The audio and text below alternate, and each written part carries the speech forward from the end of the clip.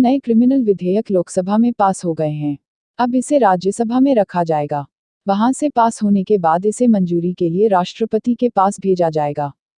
इसे पेश करते हुए गृह मंत्री अमित शाह ने कहा, अंग्रेजों के समय का राजद्रोह कानून खत्म किया गया है। नाबालिग से रेप और मॉब लिंचिंग जैसे क्राइम में फांसी की सजा दी जाएगी। बिल पर लोकसभा में अमित शाह ने कहा कि अंग्रेजों का बनाया राजद्रोह कानून, जिसके चलते तिलक, गांधी, पटेल समेत देश के कई सेनानी कई बार 6-6 साल जेल में रहे, वो कानून अब तक चलता रहा। पहली बार मोदी जी ने सरकार में आते ही ऐतिहासिक फैसला किया है, राजद्रोह की धारा 124 को खत्म कर इसे हटाने का काम किया। मैंने राजद्रोह की जगह उसे देशद्रोह कर दिया है। क्योंकि अब देश आज़ाद हो चुका है, लोकतांत्रिक देश में सरकार की आलोचना कोई भी कर सकता है। यह उनका अधिकार है। अगर कोई देश की सुरक्षा, संपत्ति को नुकसान पहुंचाने का काम करेगा तो उसके खिलाफ कार्रवाई होगी। अगर कोई सशस्त्र विरोध करता है, बम धमाके करता है तो उसके खिलाफ कार्रवाई होगी। उसे आज़ाद रहने का हक नहीं, उसे जेल जाना ही पड़ेगा। कुछ लोग इसे अपनी समझ के कपड़े पहनाने की कोशिश करेंगे, लेकिन मैंने जो कहा उसे अच्छी तरह समझ लीजिए। देश का विरोध करने वाले को जेल जाना होगा।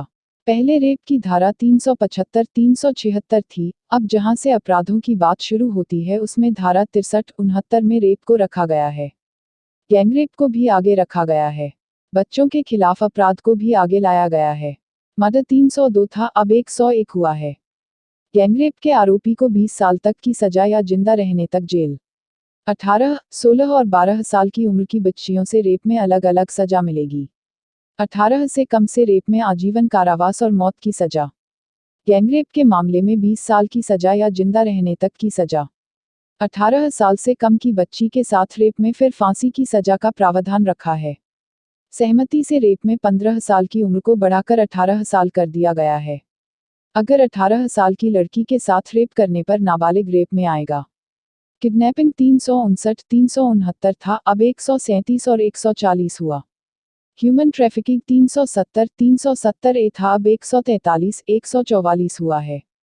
संगठित अपराध की भी पहली बार व्याख्या की गई है। इसमें साइबर क्राइम, लोगों की तस्करी, आर्थिक अपराधों का भी जिक्र है। इससे न्यायपालिका का काम काफी सरल होगा।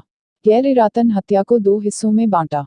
अगर गाड़ी चलाते वक्त हादसा होता है, फिर आरोपी अगर घायल को पुलिस स्टेशन या अस्पताल ले जाता है तो उसे कम सजा दी जाएगी। हिट एंड रन केस में 10 साल की सजा मिलेगी।